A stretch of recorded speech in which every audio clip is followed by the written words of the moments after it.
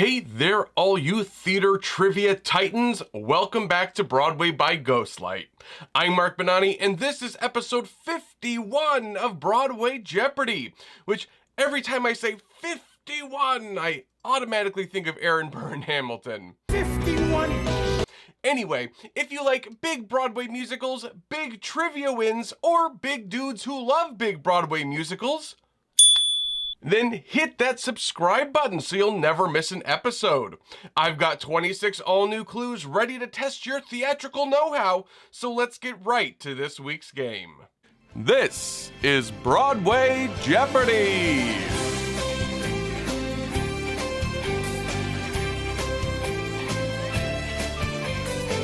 Looking at our categories for the week, we start off as always with last week's final Jeopardy category, which is Charles Strouse. One of the titans of musical theater, the composer passed away last week at the age of 96. We're honoring him this week with a category looking at just some of the Masters musicals. That's followed by commercial theater. This is a fun video category where I'll show you a television commercial that uses a Broadway show tune, and you name the musical the original song is from.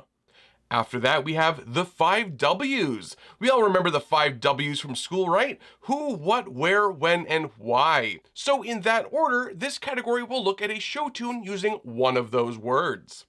Next up is the Richard Rodgers Theater, looking at some musicals that opened at that Broadway house. And last but not least, we have Shipwrecked. As you may have guessed, here we're looking at some plays and musicals that involve a ship in some kind of nautical disaster. And we end with the final Jeopardy round, so keep track of your scores if you want to play along, so you can wager some or all of your imaginary earnings on that final clue. We start off, of course, with the $200 round, or the overture round as we call it, where the questions lean on the easy side to help everyone get a leg up on the scoreboard before I sweep your leg with the harder questions later in the game. Starting with the great Charles Strouse, your first $200 clue is: the first version of a sequel to the smash hit Annie saw the attempted revenge of this tyrant of little girls. Who is Miss Hannigan? Charles Strouse was born in New York City in 1928.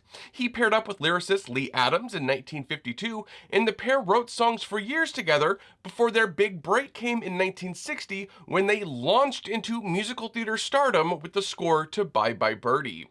Charles Strouse would work on dozens of musicals like Annie, Applause, Golden Boy, and others, films like The Night They Raided Minsky's, The Worst Witch, and All Dogs Go to Heaven, and even TV shows like All in the Family, where Strouse recalled his times as a young boy when his family would sit around the piano and sing together for that show's opening title. Charles Strouse was a beloved man and a giant in the industry, and he will be missed greatly.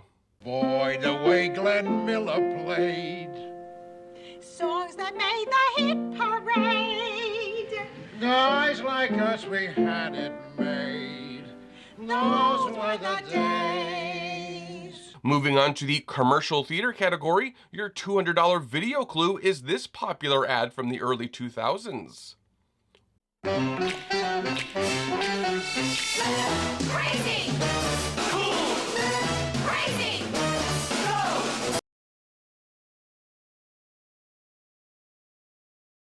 What is West Side Story? The Gap commercials in the early 2000s were iconic and often parodied on shows like SNL.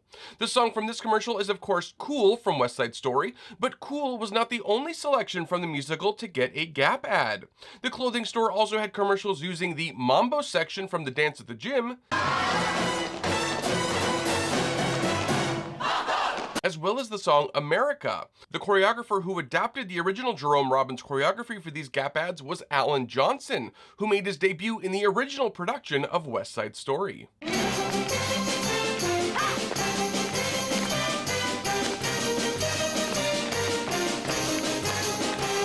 Over in the 5 W's category, the first W up is Who, featured in the $200 clue. We learned that on the 15th of May, Horton the elephant heard a small noise in the song Horton Hears a Who from this musical. What is Seussical the musical? The original Horton the Elephant was Kevin Chamberlain. Chamberlain also created the role of Uncle Fester in the Broadway musical The Addams Family, among others. He also starred as Bertram the butler in the Disney Channel sitcom Jessie, a favorite of my daughter's. Our first trip to the Richard Rodgers Theater brings us the $200 clue. Before Hamilton opened there, this first Broadway musical written by Lin-Manuel Miranda opened at the Richard Rodgers Theater. What is In the Heights?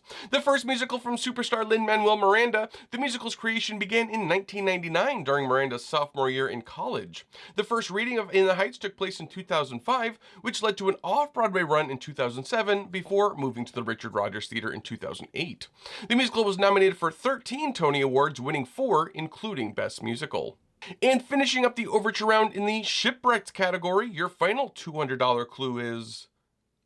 This Disney animated movie turned stage musical opened with a spectacular shipwreck and a heart-stopping jaguar chase that leaves a baby boy alone in the jungle. What is Tarzan? I know I've mentioned the opening sequence of Tarzan before in an episode, but it was just so cool. The show opens with a shipwreck and the family almost drowning, but they wash up on a beach and we see them wake up and walk along the beach, but they're actually suspended from cables and walking down a scrim, giving the illusion of watching the scene from a sort of bird's eye view. It was one of the coolest moments of theatrical magic I've seen, and really the best part of the show. Put your faith in what you most believe.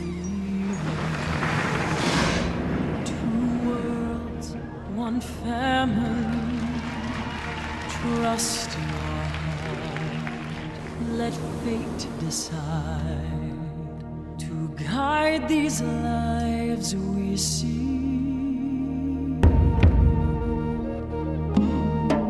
I hope you all nailed that first round. Let's move on to the only slightly harder $400 round now. Circling back to Charles Strouse, your first $400 clue is... Famed film director George Lucas turned to Charles Strouse to adapt this iconic sci-fi film into a musical. Sadly, the project ended up frozen in carbonite. What is Star Wars? Yes, a musical version of Star Wars almost happened. Sort of. The Star Wars man himself, George Lucas, was interested in adapting the sci-fi epic into a musical in the late 80s, early 90s. He first sought out someone with a current synth-heavy sound popular at the time, and he chose Jan Hammer, who had written the futuristic-sounding theme song from Miami Vice. But when the music provided Lucas didn't quite live up to the filmmaker's standards, he then turned to a seasoned pro in the musical theater world, Charles Strouse. Strouse reportedly took the project very seriously and produced a demo with songs like My Star and Han's Your Man for Han Solo. Recruited to provide the new age orchestrations was a young up-and-coming writer, Jason Robert Brown. Sadly, or maybe not sadly, I don't know, George Lucas decided to pull the plug on the project, reportedly without ever even listening to the demo at all. How rude! Looking at an ad from the 1980s with the commercial theater category and the $400 video clue. There's something exciting, something delighting, something to make a special stovetop tonight.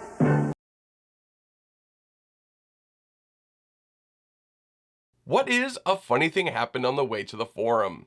That ad is from 1985. I do wonder what Sondheim's reaction to that commercial was. Probably as long as the check cleared, he was fine. Can I just say, totally off topic, I love me some stovetop stuffing. I don't want anything added to my stuffing. Keep your raisins and your mushrooms and all that jazz out of my stuffing. I want mine straight from the box. Thank you very much. Breadcrumbs all spiced, vegetables diced, stovetop with dinner, always a winner. Your next W in the 5 W's category is the word what and the $400 clue. In the stage musical Moulin Rouge, as well as the original film, this is the only original song written for the show. What is Come What May? The song Come What May was not originally written for Moulin Rouge, the film actually. It was written for another Baz Luhrmann film, his 1996 Romeo plus Juliet adaptation. And because it was written for a previous project, Come What May was ineligible for the Academy Awards for Best Song. I love you I love you until the end. until the end of time. Come what may. The $400 clue in the Richard Rodgers Theater category is: in Guys and Dolls, we first meet Hotbox headliner Miss Adelaide when she performs the number A Bushel and This.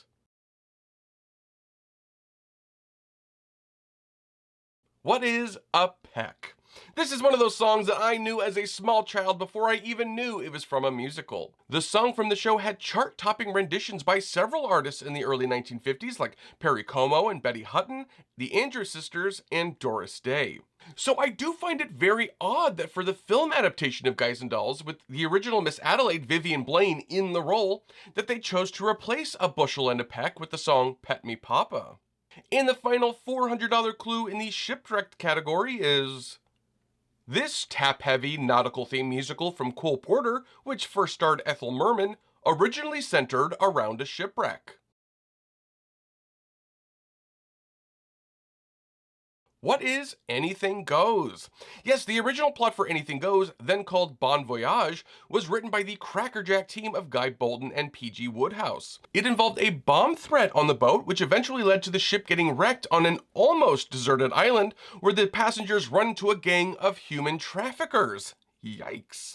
But a few weeks before the show was to premiere, a passenger ship called the SS Morro Castle ran aground and a fire broke out on board, leading to the loss of 138 people aboard. Anything Goes producer Vinton Friedley felt that the show would be in bad taste to proceed as written, but Guy Bolton and P.G. Wodehouse were already back in their native England, so Friedley turned to his director, Howard Lindsay, who teamed up with his friend Russell Crouse, then a press agent, and they wrote the new book that we know today.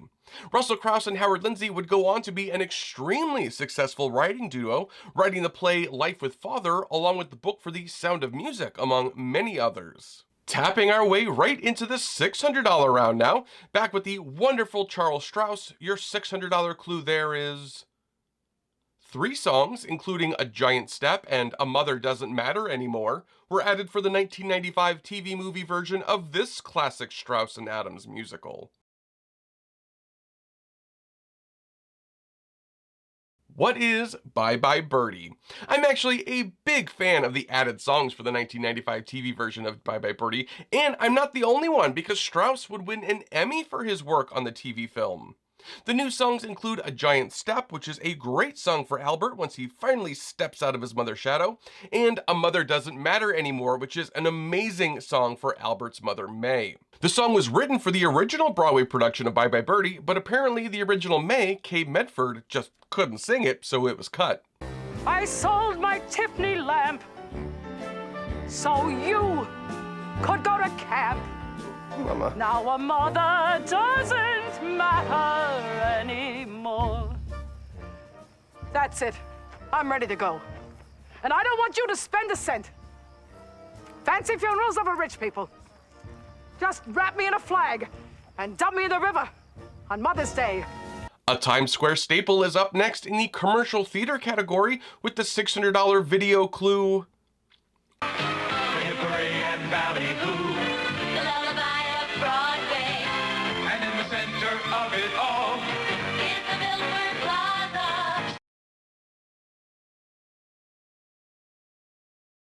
What is 42nd Street is the right response. The Milford Plaza is a staple in Midtown Manhattan. The hotel is located right on the corner of 45th Street and 8th Avenue, right next to the Golden Theater. It's also famous for a very funny sign malfunction from a few years ago that I'll post here with no comment. Yeah.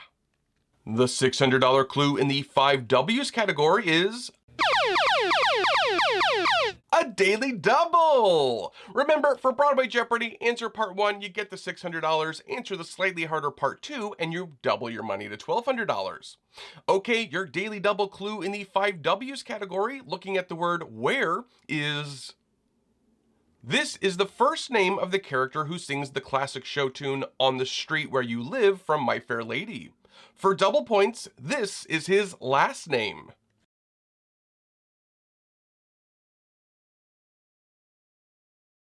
What is Freddy is the answer to part 1, and what is Eynsford Hill is the answer to part 2. The lovesick Freddy Eynsford Hill is a minor role, but a memorable one thanks to the lovely On the Street Where You Live. The original Freddy was an actor named John Michael King, whose father was Dennis King, one of the premier leading men of early Broadway operettas. For the famous film version of My Fair Lady, Jeremy Brett played the forlorn Freddy, but it was Bill Shirley who provided the vocals for On the Street Where You Live in the film. Bill Shirley was also the voice of Prince Philip in Disney's Sleeping Beauty. Taking our seats again at the Richard Rodgers Theater gives us the $600 clue. The dance musical Movin' Out, created by Twyla Tharp, was based around the music of this legendary piano man. Who is Billy Joel? Dance luminary Twyla Tharp conceived of the idea of building a dance musical around the work of Billy Joel. Tharp created a 20-minute concept video using what would become the original leading cast of the musical and presented it to Billy Joel, who gave her his wholehearted permission. Joel was not involved in the production though at all, a decision made by both Tharp and Joel. Twyla Tharp once explained in an interview that this was a collaboration with Joel's music, not the man himself necessarily. The show ran over 3 years and 1,300 performances at the Richard Rodgers Theater. Swimming over to the shipwreck category now, the $600 clue there is... William Shakespeare involved shipwrecks in many of his plays, like The Comedy of Errors, The Tempest, and this play about twins Viola and Sebastian who are separated after a wreck. What is Twelfth Night? Ooh, a Shakespeare question. How unlike me. One of Shakespeare's best-loved romantic comedies, Twelfth Night was last seen on Broadway in 2013 in a production from Shakespeare's Globe Theatre starring Mark Rylance and Stephen Fry, which played in repertory with Richard III. That production harkened back to the days when Shakespeare first wrote the play and only men were featured in the show. Okay, y'all, it's time to crank up the difficulty level a couple of notches with the $800 round. But before we do, if you're enjoying this week's game, please do me the honor of hitting that like button for me. Yeah, just tap it. It's right there. Or swipe up on the remote if you're on a TV. It really does go a long way to getting these videos shown to more fine folks like yourselves, but also makes me feel like you love me a bushel and a peck. Thank you all. I really do appreciate it. Okay, $800 round, away! Back again with Charles Strauss, one of my favorite composers, where we have the $800 clue. The title couple from this short-lived show with an impressive cast was based on characters from the novel The Thin Man by Dashiell Hammett. What is Nick and Nora? Nick and Nora boasted an incredible group of cast and creatives. Music, of course, by Charles Strauss, lyrics by Richard Maltby Jr., and book by Arthur Lawrence. And the cast included Barry Bostwick, Joanna Gleason, Chris Sarandon, Deborah Monk, Faith Prince, and Christine Baranski. My word. But when the musical postponed its opening repeatedly, the rumor mill grew and grew until the show couldn't escape all its bad publicity. The musical played a then record-setting 9 weeks of previews, but once officially opened, the show only lasted for 9 official performances. The $800 video clue in the commercial theater category is this jazzy commercial I definitely remember from when I was a kid. When that clock strikes 6:30, babe, time to head for Golden Lights. What is the Threepenny Opera? Yes, Mac Tonight is of course a play on the popular song Mac the Knife, which is originally from the German musical The Threepenny Opera by Bertolt Brecht and Kurt Weill. Can you imagine taking a time machine and showing this ad to like Bertolt Brecht? Anyway, if you're around my age, you definitely remember the McDonald's character of Mac, and I had several McDonald's toys of the guy as well. Little did I know he was so into satirical German musicals from the 1930s. Go figure. Dinner at McDonald's is Mac tonight. Come on, make it Mac tonight. The fourth of your 5 W's, this time when, comes with the $800 clue. Besides the song Where or When, other songs from this 1937 Rodgers and Hart musical include Johnny One Note, My Funny Valentine, and The Lady is a Tramp. What is Babes in Arms? The 1937 Rodgers and Hart musical was originally about a group of youngsters out on Long Island who put on a show as not to be sent to a work farm for the summer by the town sheriff. The fairly political musical got a sanitized rewrite in 1959, where the plot became the now familiar trope of a group of kids putting on a show to save the local theater from being demolished. There is, of course, a film version of Babes in Arms from 1939 that starred young Judy Garland and Mickey Rooney. The film, though, is vastly different from the stage musical, with most of the wonderful Rodgers and Hart score cut. There's also blackface used in the film, so yeah. Actually, I think if you want a more accurate depiction of the stage version of Babes in Arms, I think the movie musical Summer Stock with Judy Garland and Gene Kelly is a lot closer to the vibes of Babes in Arms than the film version of Babes in Arms is. Heading back to the 1980s with the Richard Rodgers Theater category and the $800 clue. This acclaimed stage and film actor created the role of Guido Contini in Maury Eston's Nine, which opened at the Richard Rodgers Theater in 1982. Who is Raul Julia? One of my all-time favorite actors. Known to many for his brilliantly unhinged Gomez Addams in The Addams Family and the sequel Addams Family Values, Raul Julia was an acclaimed actor who worked several times with the Public Theater, including a heralded production of Shakespeare's Taming of the Shrew, starring alongside Meryl Streep. Julia received 4 Tony nominations before his life was sadly cut short in 1994 due to a stroke while also battling stomach cancer. Thy virtues spoke of, and thy beauty sounded, yet not so deeply as to thee belong. Myself am moved to woo thee for my wife.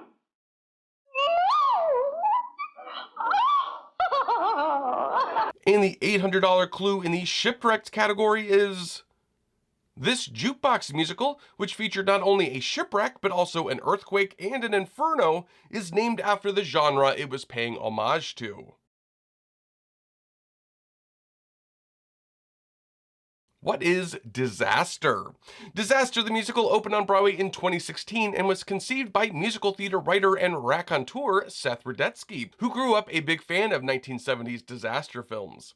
Along with Jack Plotnick, the pair wrote Disaster, where New York's first floating casino and discotheque is opening. But of course, the owner cut costs and the barge was built on a fault line, leading to several earthquakes, a blazing fire, a tidal wave, a swarm of flesh-eating piranhas, and a Poseidon Adventure-esque upending of the ship itself. The wacky musical featuring hits from the 1970s had an all-star cast of Broadway vets, but it was a then somewhat unknown Jen Simard who stole the show as Sister Mary Downey, who finds the lure of sinful gambling too strong to ignore.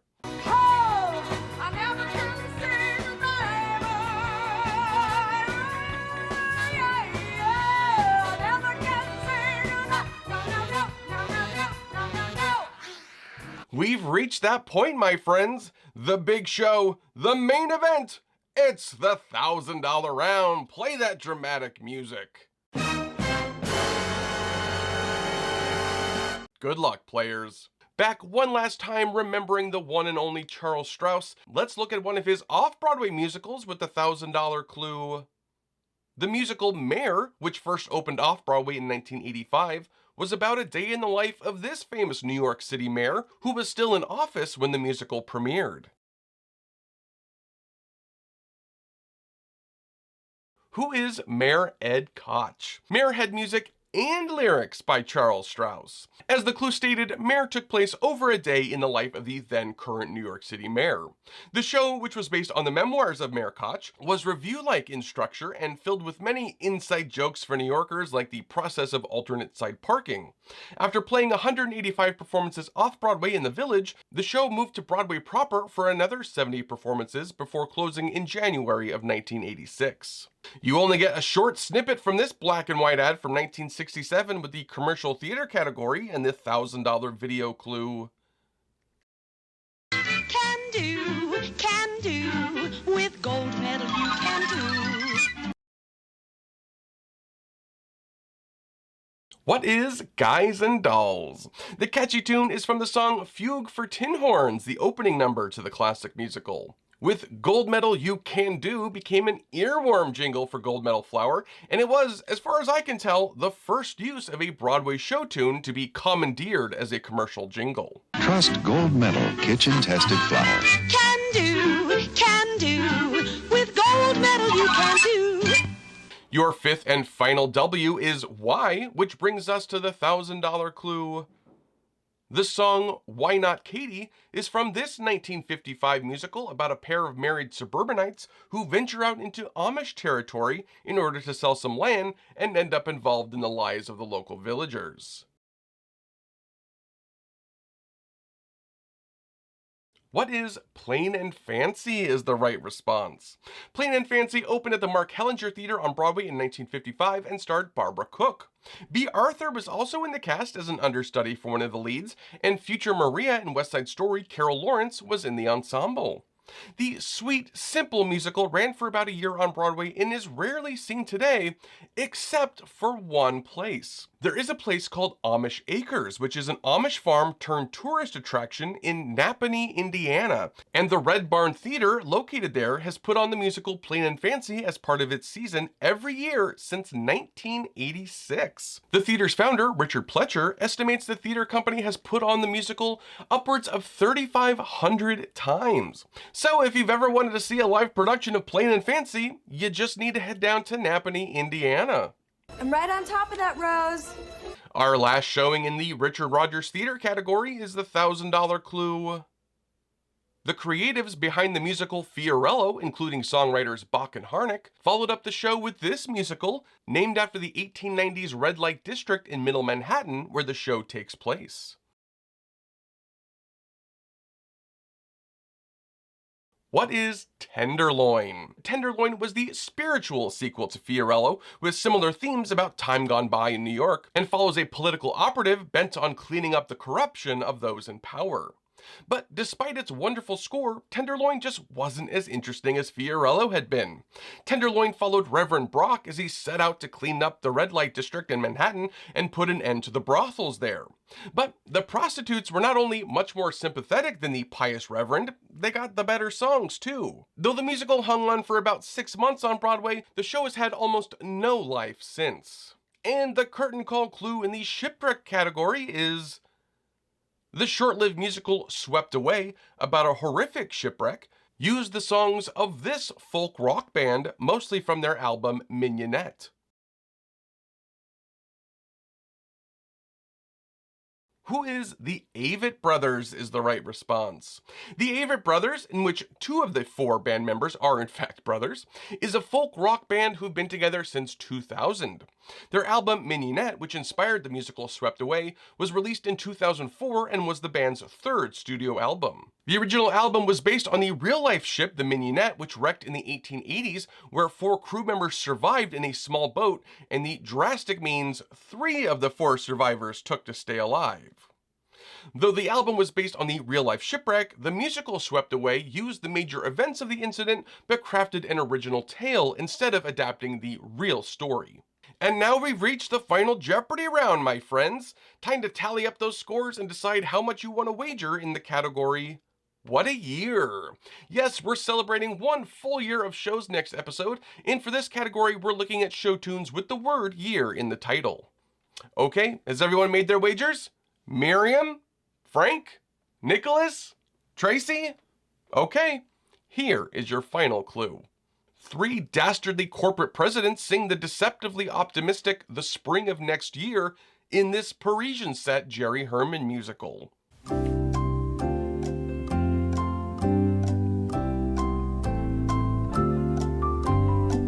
What is Dear World?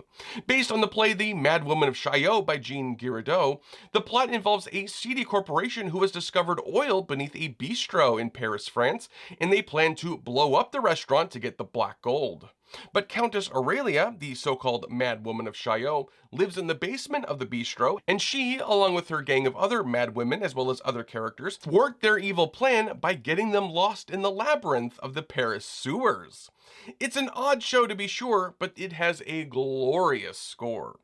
And that's this week's game! How did you all fare this week?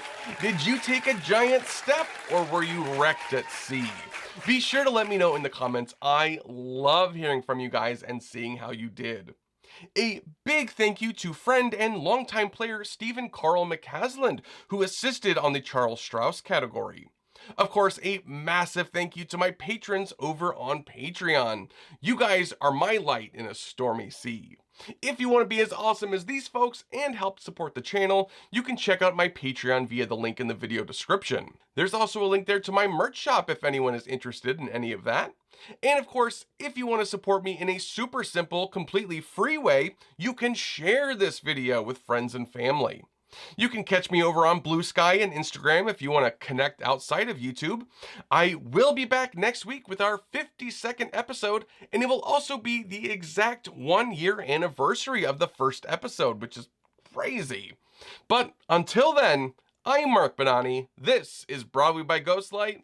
Thanks for playing. You are beautiful.